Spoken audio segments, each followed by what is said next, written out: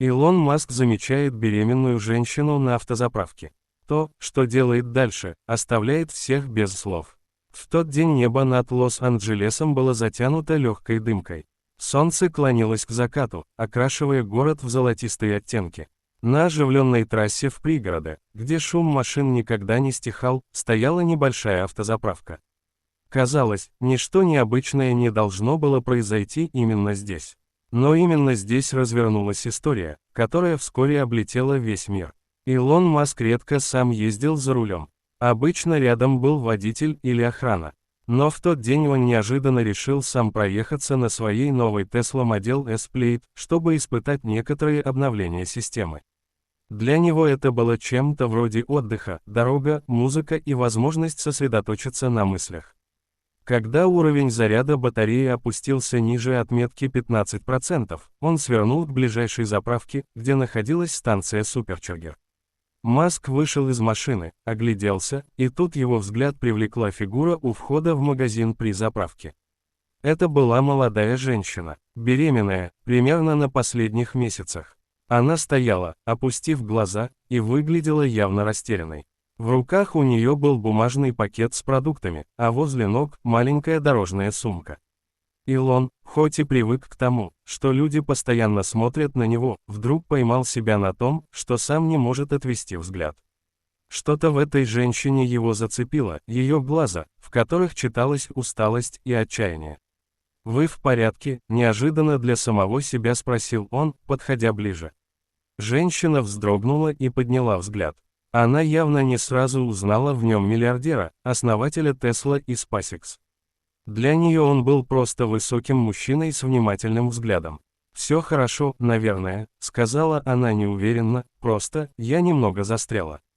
Илон нахмурился. «Застряли». Она тяжело вздохнула и кивнула на старенький автомобиль, стоявший чуть поодаль. Капот был приоткрыт, изнутри тянуло запахом бензина и масла.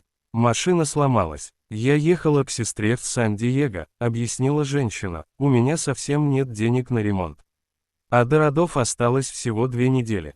Ее голос дрогнул. Маск почувствовал, как внутри него что-то сжалось. Он привык к глобальным проблемам: колонизация Марса, искусственный интеллект, энергетический кризис. Но вот перед ним стояла совершенно земная история: беременная женщина, одна, в чужом городе, без поддержки. «Как вас зовут?» – мягко спросил он. «Лена», – ответила она. И тут Илон сделал то, чего не ожидал никто, ни случайные прохожие, ни даже сам он. «Лена», – сказал он уверенно, – «вы поедете с нами». Она удивленно посмотрела на него. «Простите, что? Я помогу вам добраться туда, куда нужно. Но сначала, давайте разберемся с машиной». Он подошел к ее старому автомобилю, заглянул под капот и сразу понял, что дело плохо.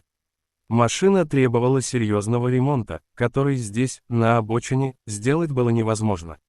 «Эта машина вас уже подвела», — сказал он, оборачиваясь к Лене, «а вы не должны сейчас ни о чем переживать.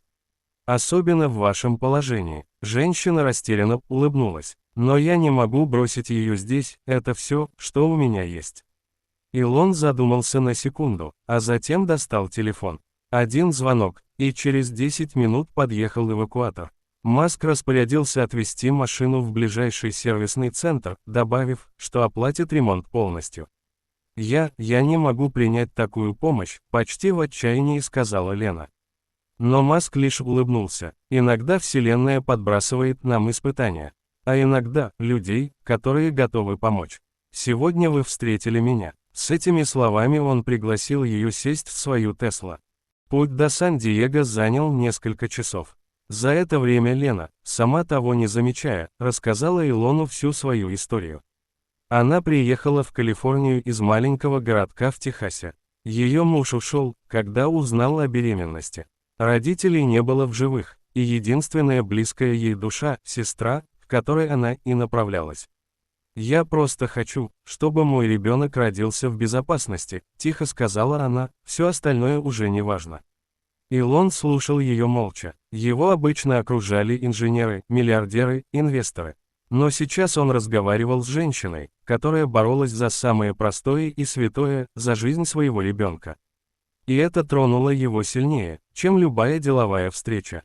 Когда они прибыли к дому сестры Лены, Маск помог ей донести сумку до дверей. Сестра выбежала навстречу, удивленно уставившись на незнакомца рядом с Леной. Но когда Лена сказала, это Илон Маск, женщина просто не поверила своим ушам.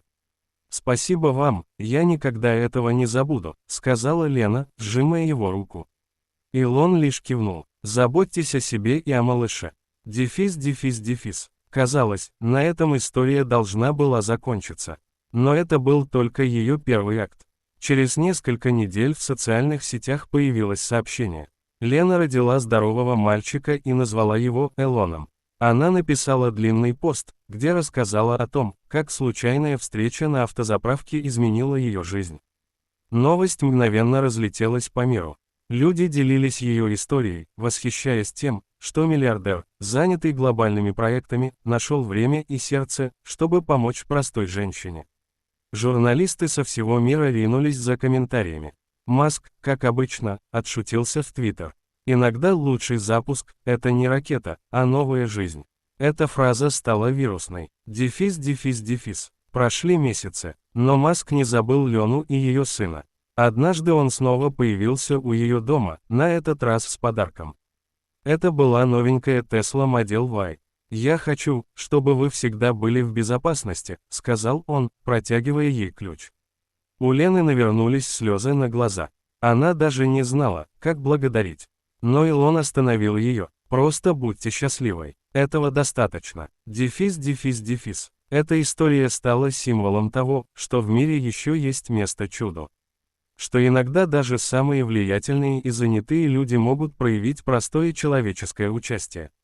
И кто знает, может быть, именно в таких поступках и кроется настоящая сила, способная изменить мир. Потому что иногда достаточно лишь одного взгляда на заправке, одного протянутого слова поддержки, чтобы судьба человека изменилась навсегда.